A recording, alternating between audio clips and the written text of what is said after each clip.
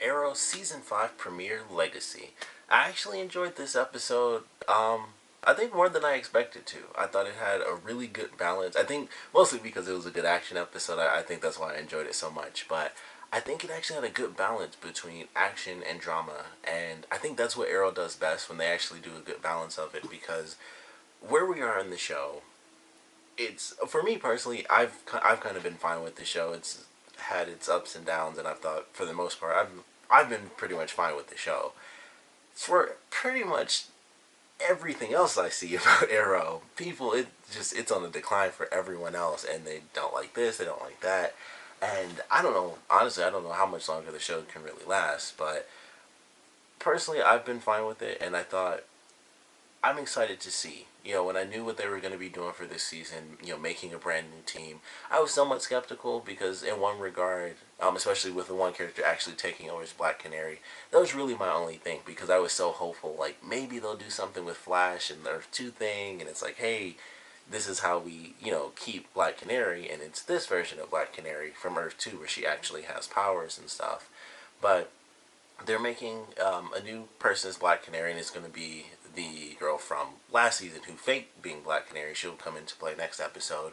We have Wild Dog, who'll be coming in next episode, and we also have Curtis, who I don't know if he'll actually end up using his comic book superhero name at all. To be totally honest, I'm very curious how they'll actually come up with that.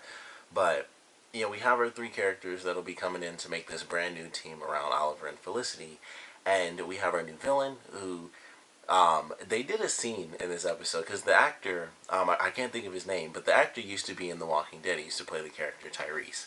And I thought it was so funny that they did this because he used to be in The Walking Dead, and they did a scene where, he's picking people with the bat. And I was like, I don't know if that was on purpose, but I assume it was meant to be a reference to The Walking Dead where, the most recent finale, that was the big thing that they had for the season 6 finale. And I was like, I'm pretty sure this is meant to be a reference because he was an actor in The Walking Dead, and so they gave him the bat and they had him, instead of Eeny Meeny Miny Mo, he did Duck Duck Goose. So I'm pretty sure that's what that scene was for. That's why he had the bat and everything. But I liked him as a villain. I thought he came in. I forgot that he was even in there. I knew that before in like the summer when it was first announced. And then when he showed up in the episode, I was like, oh yeah, I forgot that he was the main villain for this season. So, or at least one of the main villains. He's like the gangster villain, and then we have whoever this person is at the end. I forgot. It's some like random villain, like one word cool type of name. I just forgot what it is. But I liked him as a villain for this episode. He seems very interesting with his fighting style, basically just being hand-to-hand combat where he just puts on the brass knuckles and or silver knuckles, I guess, and starts fighting people or just beating people up. And I was like, all right, I kind of like that. It's a very brutal type of character, and despite the fact that he's going up against Green Arrow, pretty much whenever anyone gets up close, that's when they have to do hand to hand because he can't shoot a bow and arrow when you're like a foot away from him. That's stupid. So he can get up close to him and dodge an arrow here and there, and then get up close, and they have to do some hand to hand combat. So I like that style of character. I love close quarters combat, and that's something I think this show does very, very well. Like sometimes they have some stuff, and I've mentioned that before. It's like some things they don't do right, but for the most part, I think they do action very well in this show. And this was a great episode for action. They had a great opening sequence with Anarchy, which was really cool. He's like just that, here he is sort of villain, and this time he wasn't even. It wasn't even a main story thing. It was just like, you know what, we got this dude who we never end up killing.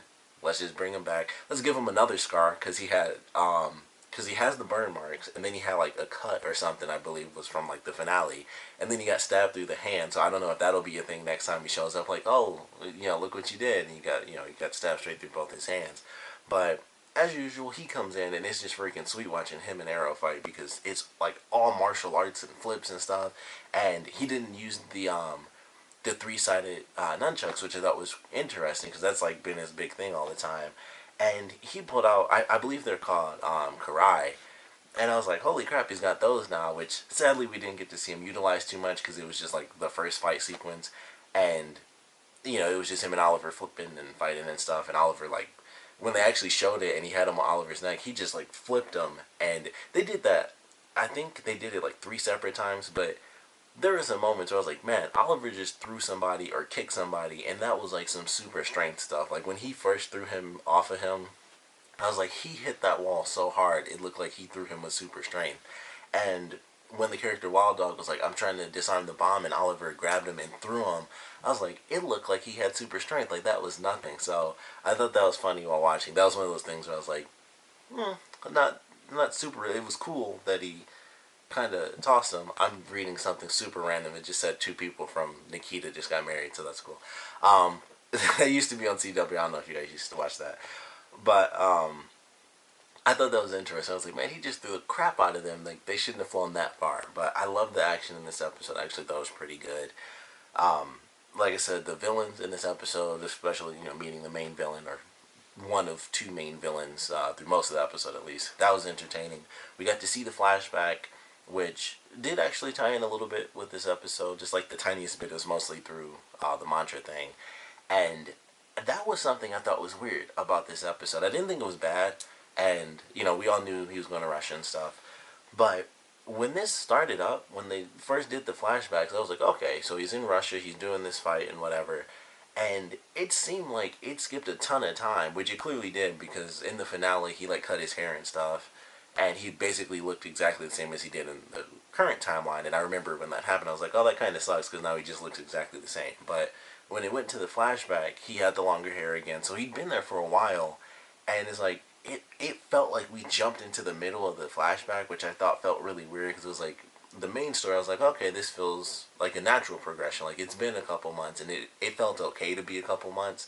But when he went to Russia, I was like, it feels weird jumping into the story. Like when the guy saved him, they were already friends, and I was like, that feels a little weird to me because the whole thing is like, how did he get to meet these people? How did he become, part of the Bratva and stuff, and we technically get to see that part, but we don't know how he even remotely met this dude, because he's like, I didn't know you were going to be in, you come to my town and stuff, and he's like, oh, I didn't know this was your town, and this and that, and I'm like, how far has he traveled inside of Russia? Like, there were a bunch of questions I had, like, okay, if he didn't know this was his town, he's been moving around for a bit, looking for this one dude, and then that was another thing where I'm like, are we going to get flashbacks within the flashbacks, because he was supposed to go to Russia to tell the woman's family that she died, and now it's like, boom, I gotta kill this dude. And I'm like, I feel so lost in the flashback. Like they just jumped right into the middle of the flashback, and there's a bunch of stuff that happened that we should have seen first, and it's just like,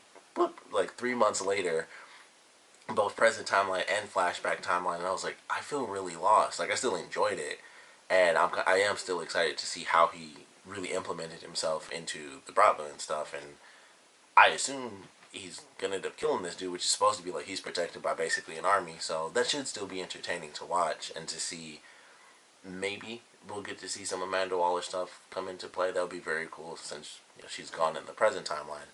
But I was just the way it started off. I was like, this is really weird to me. It's like I felt we should have seen the introduction of him getting to Russia, and there is clearly a million different things about him first getting to Russia that we should know. And it's just like, nope, he's been in Russia for a couple months. He already knows this guy. He's trying to get closer to this guy. And it was really interesting. It was pretty weird. So I just thought it felt weird that it seemed like we jumped into the middle of the flashback. And I feel like it's weird to feel like I need a flashback for the flashback, but I really feel like I do. Like, how did he meet the guy?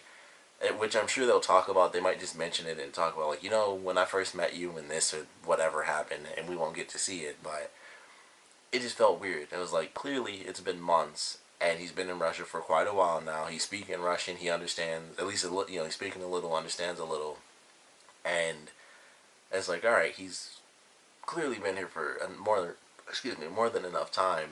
It just feels weird jumping right into the middle of that. So maybe it'll play out a little better as it continues on, since I've kind of gotten over the initial shock of just being thrown into the middle of it.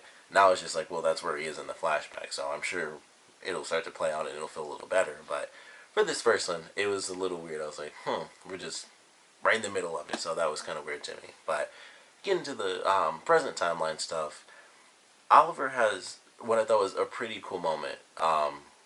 Is he captain still? I don't even know what position he has, but with Quentin, with captain or Chief Lance, whatever position he has, I really can't remember right now. But with Lance, I thought they had some pretty cool moments where he's like, I can't really do this, and this is a big thing with the whole episode where Oliver and Felicity are trying to be the whole team. They basically have like two and a half people because Oliver's out there fighting, Felicity's helping him, and then Curtis is helping Felicity with the computer stuff so that she can help Oliver. But that, at least until the end of the episode, he was kind of staying out of it. So they had like two and a half people going out, kind of doing the crime fighting thing, and when we first see Lance, he and Felicity's mom, they're broken up, and he's drinking and stuff. He's gone back to his older ways, and he's dealing with that, which mostly stems from the fact that he was still dealing with the loss of his daughter. And Oliver kind of has to really talk to him a bit in this episode. Like, there's a lot of crap going on. I don't have much that I can really do, and I just thought it was interesting, seeing them kind of have this little back and forth where Oliver has to tell him, like, we need to kind of make this work. We have to move on from our grief. And that was a big thing for Oliver because even Thea says it to him, like, you got to stop using that as an excuse. Like when he killed that dude in this episode, which I'm pretty sure was like the exact line from the very first episode when he killed that guy, which I thought was really sweet. I was like, oh, that's a great callback. And he kills like a dude, with the back neck breaking thing, which he also did to the other guy in the flashback. But he says, like, I can't let anyone know my secret, and he kills that guy, and it was just like the first episode. So I was like, that's really cool. That was a nice little callback.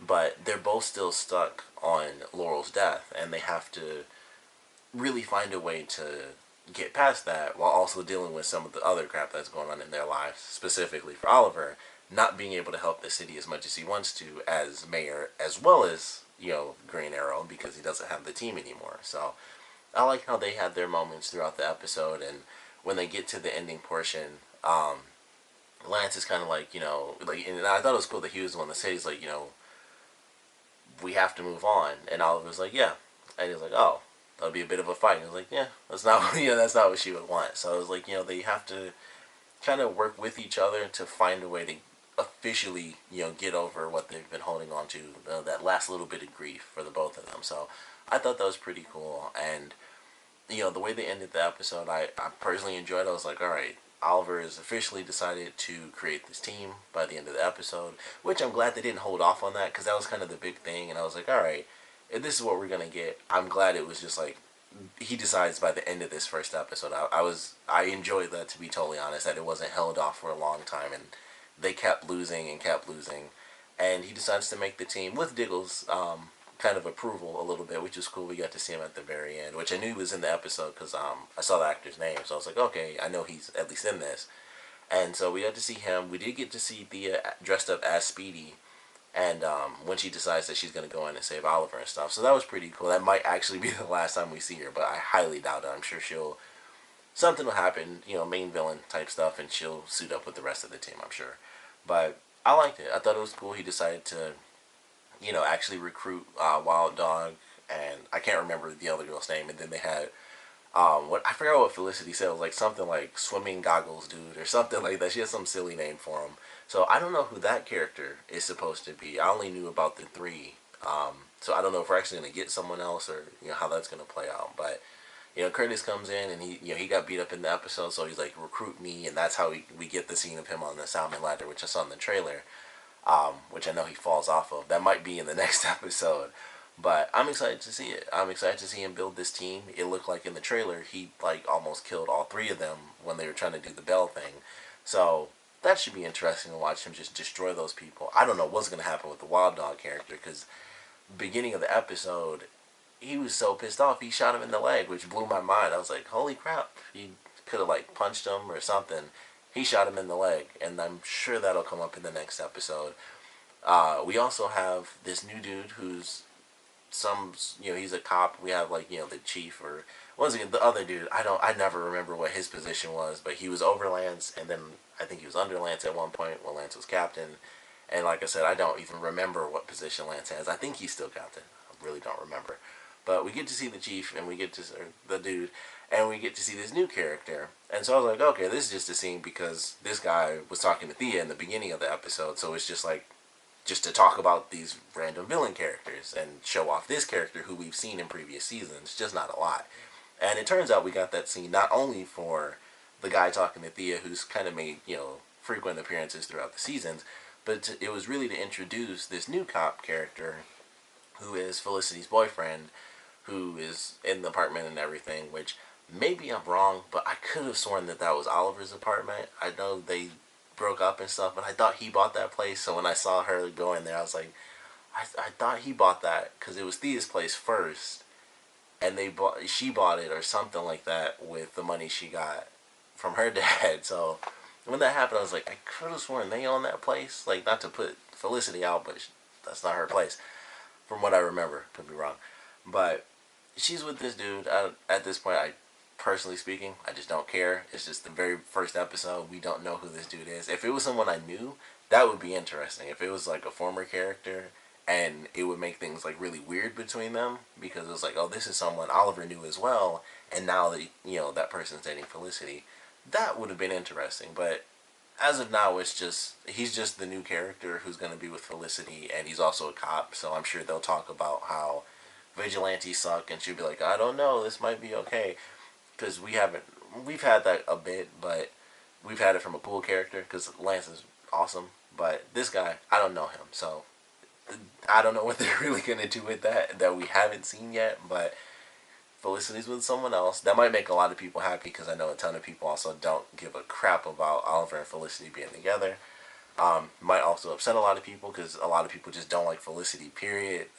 I don't mind her. I know a lot of other people just like hate her character, but I don't know where they're going with it. We'll have to see how all that crap plays out, but I did enjoy the episode. Love the villain. Also, because the villain did like they did like the slow motion thing in the rain, and it looked cool. It was like half real, it was like half CG. But they had Oliver do so many trick shots in this episode. He did like 3 slow-mo trick shots where he either flips in midair and shoots something, like he did the first one, which is probably my favorite, because that one was 100% real. It wasn't any CG stuff. And it may have been a little CG with the arrow, possibly. But during that scene, that was my favorite, when they're actually fighting, and he pulls the arrow out and he does the flip, and in midair he shoots like the hacking arrow at the bomb. So that I loved. The second one, he jumps out the window, which I like that one when he attaches to the helicopter. And I was like, okay, this looks cool, but at the same time, it was one of those moments where it was like really CG. So I was like, I kind of like it, because it was another cool quick shot in slow motion. But it was also super, super CG, so I was like, I kind of don't like it, because I could see all the CG in it. I was like, it's still cool, though. And then the third one, which came after another cool fight, it was a very enclosed space with the helicopter scene, and they only had like 2 angles that they could use. But I still thought that was a cool little fight, where basically they were just punching each other in the helicopter. I was like, that's super, super simple, but I actually thought it worked. And then Oliver gets knocked out of the helicopter, and it's like, okay, he's falling and stuff, and he uses a parachute arrow, and I love that. I was like, cool, because they don't do trick arrows a lot. They don't get like super campy with it. We had that one reference when he met Wildcat, when he like put the arrow inside of the boxing glove and stuff, and it's like, that was cool. But we don't get like the trick arrows a lot. The only trick arrows we get are like the ones where he shocks people and gases people, and that's about it. And the one where it's a bomb on the end. And those are like the 3 trick arrows that we get, and that's super normal. Like, we don't get the super campy stuff like the boxing glove and stuff, but we got to see a hacking one in this episode, and we got to see him do a parachute, which is the cheesiest one they've done so far. But I love that, because Green Arrow has a million of those freaking things. They do all sorts of crazy stuff. So I was glad we got to see that, because it was insane. I was like, they actually did a real trick arrow, not like, oh, he did this. I barely even count the ones with bombs as trick arrows, but technically they aren't just arrows, so they do count as trick arrows. But that was a full-on over-the-top trick arrow with the parachute and everything, and I was like, that's awesome. As super nerdy as it is, I love that, because they truly embrace it, like, full-on. Like, that's something he officially has now. That's not like, oh, cool, he might have this, might have that. He has freaking parachute arrows. I don't know how that fits into, like, that bit of a, the tip of an arrow, but he's got it, so that was really sweet. But I love the little trick shots that they did in this episode.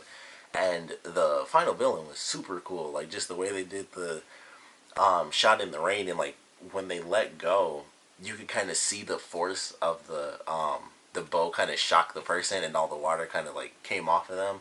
I thought that looked really great, and like I said, I think that was like part CG, part realistic. But I was like, that looked really cool. And they're throwing like shuriken and junk at the cop and knocked the gun out of the hand, and that shuriken went into that gun. So I don't know what that means as far as materials for those shuriken, but that shuriken stabbed into a cop's gun. So that meant something. That's like some high grade material. And then they're, jumping and stuff like that in midair and shooting shots and throwing shuriken around corners. Threw the knife at the dude and then put out that really cool blade. I don't know what those are specifically called, but it looked cool. And then just killed the cop at the end of the episode. So this villain's going to be really sweet. I'm excited to see what they do with that in the action sequences. Like the other villain as well, like I said. But I actually enjoyed this premiere. I thought it was actually good. I'm excited to see them go into this new team. And we'll see what this season does. Like I said, for me, never really hated the other seasons. I didn't think it like got super crappy. Some stuff I didn't like. But for the most part, I've still been fine with the show. And this actually got me excited, to be totally honest, to go into the rest of this season. So we'll see where it goes. But of course, I want to know what you guys thought about it. So please comment below. Let me know your favorite parts, your least favorite parts. And we got 2 new villains introduced, in the first episode. So of course, I want to know what you guys thought about both of them. And I want to know what you guys hope to see for this season that we haven't seen before. Or if you want something to come back from previous seasons, what you guys want to see. And what you think we might see as well, like your actual expectations based on what we've gotten so far. So please comment below, let me know, and thanks for watching.